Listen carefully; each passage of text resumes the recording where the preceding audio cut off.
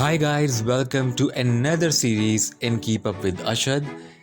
This series is about Skardu, Hunza and Deosai Plains. Before moving on, let's look at the highlights of the places that we would be covering in this series. तो हुआ कुछ यूँ कि हमारे एक दोस्त की थी शादी इस्लामाबाद में। चूँकि मसरूफियात की वजह से और कोई नहीं जा पा रहा था, लिहाजा मैंने अपनी छुट्टी अप्रूव कराई और मैं निकल गया उसकी शादी अटेंड करने के लिए। अब शादी हो इस्लामाबाद में और बंदा जा रहा हो कराची से, तो थोड़े दिन तो नॉर्थ जाना बनता है। इसीलिए मैंने इस दफ़ा इंतखाब किया स्कर्दू का। स्कर्दू के साथ मुझे हुंजा भी मिल रहा था पैकेज में, और हुंजा जितनी दफ़ा भी देखा जाए उतनी बार कम है।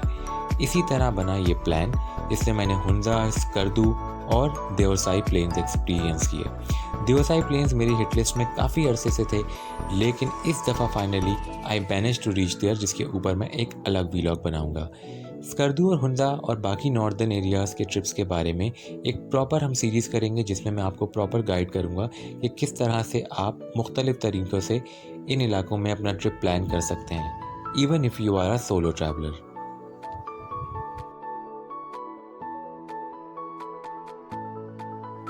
तो चलिए जनाब, शुरू करते हैं सफ़र को। इसकी स्टार्टिंग किसी फ़िल्म से कम नहीं थी। इस्लामाबाद में कई घंटों तक बारिश होती रही, जिसकी वजह से जिस पॉइंट से मुझे वैन ने पिक करना था वहाँ तक पहुँचना ऑलमोस्ट नामुमकिन था, बट समहाउ आई मैनेज्ड। पूरी रात बारिश होती रही और उसके बाद हम पहुँचे बालाकोट। बालाकोट पहुँचने से पहले हम एक जगह पे रुके जहाँ पे हमने चाय वगैरह पी, और ये हैं नज़ारे बालाकोट के। मैंने बालाकोट को इससे ज़्यादा खूबसूरत किसी मौसम में नहीं पाया। मुसलसल बारिश की वजह से क्लाउड्स बिल्कुल ज़मीन पर आ गए थे, और हमने नाश्ते के लिए इंतखाब किया दीमांची होटल का।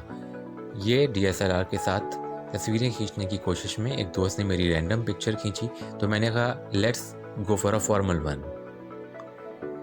बालाकोट में मौजूद दीमांची होटल नाश्ते या खाने के लिए एक बेहतरीन ऑप्शन हो सकता है उन लोगों के लिए जिनको पहाड़ों के दरमियान एक लग्जरी एक्सपीरियंस चाहिए। दीमांची होटल में हमें तस्वीरें लेते हुए एक वाटरफॉल नज़र आया, जो कि आप इस तस्वीर में देख सकते हैं।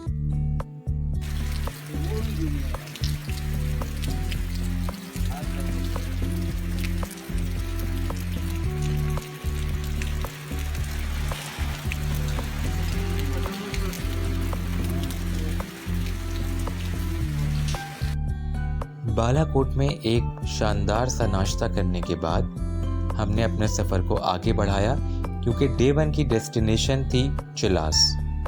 हमने नारान को स्किप किया, और इस दौरान कई दफ़ा हमें ऐसा लगा कि शायद ये हमारा आखिरी सफ़र हो। इसकी वजह थी हमारे ड्राइवर, जो कि फार्मूला 1 रेस की तरह से गाड़ी को चला रहे थे।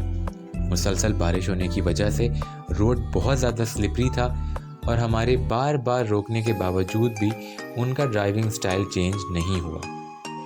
इस बात का कन्फेशन बाद में हुआ कि ड्राइवर साहब जो थे वो कराची में W11 की बस चला चुके थे तकरीबन 14 से 15 साल।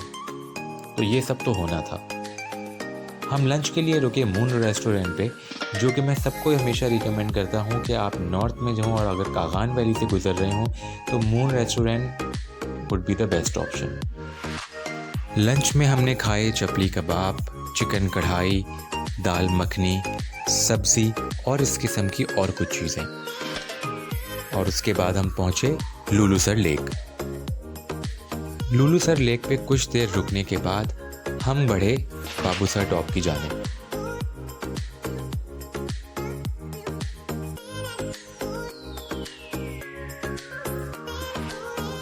बाबूसर टॉप इस सीज़न में मैंने पहली दफ़ा देखा था। ये है मानसून का मौसम, और बात है अगस्त 2018 की। मानसून के वेदर में सबसे अच्छी बात यह है कि इस दौरान आपको तमाम वादियाँ लश ग्रीन मिलेंगी और कई वाटरफॉल्स भी दिखेंगे। मगर इसकी दूसरी साइड देखें तो ये थोड़ा सा ख़तरनाक मौसम भी है ट्रैवल करने के लिए, क्योंकि आपको नहीं पता होता कि कब और कहाँ आपको लैंडस्लाइडिंग मिल जाए। हमारे इस पूरे सफ़र में कई दफ़ा हमें एक्सपीरियंस करना पड़ा, पर उसके बारे में बाद में बात करेंगे। बाबूसर टॉप से होते हुए हम फाइनली पहुंच गए चिलास। ये पिक्चर्स हैं शंग्रीला रिजॉर्ट चिलास की। शंग्रीला रिजॉर्ट्स के अंदर 2 होटल्स आते हैं, जिनमें से एक है स्कर्दू में, जो कि काफ़ी फेमस है, और दूसरा है ये। इसकी कंस्ट्रक्शन एक क्ले फोर्ट के स्टाइल में की गई है, और अगर आप व्यू और ग्रैंडियर की बात करें तो ये काफ़ी अच्छा ऑप्शन है, बट इट्स वेरी प्राइजी। तो जो लोग बजट में ट्रैवल कर रहे हैं उनके लिए ये रिकमेंडेड नहीं है। आप ये भी कर सकते हैं कि आप रूम यहाँ रेंट कर लें और खाना वगैरह आप दूसरे रेस्टोरेंट से खा लें, क्योंकि यहाँ पे सिर्फ नाश्ता भी आपको पर पर्सन 600 से 800 के दरमियान पड़ सकता है। तो जनाब, ये था पार्ट 1। नेक्स्ट वीलॉग में बात करेंगे हमारे हुंजा के बारे में, जिसमें अताबाद, बासुकोंस और कुछ लोकेशंस शामिल हैं। I hope you like it.